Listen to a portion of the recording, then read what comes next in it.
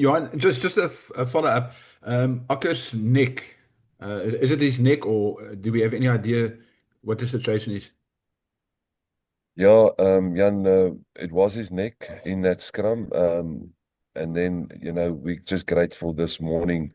We got the news that, he came back from the hospital and they couldn't find at this stage anything physically in the neck wrong.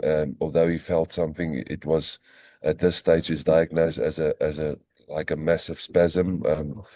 I think we all know how sore that can be if you had it in your lower back or something. So yeah, that's what we got from the doctors at the moment, and we're just grateful that nothing structurally has broken or cracked, and he's with us, obviously walking very slowly and can't turn his neck a lot, but yeah, just grateful that it's not as serious as there was on the field thought. So grateful for that, and yeah, just massively grateful.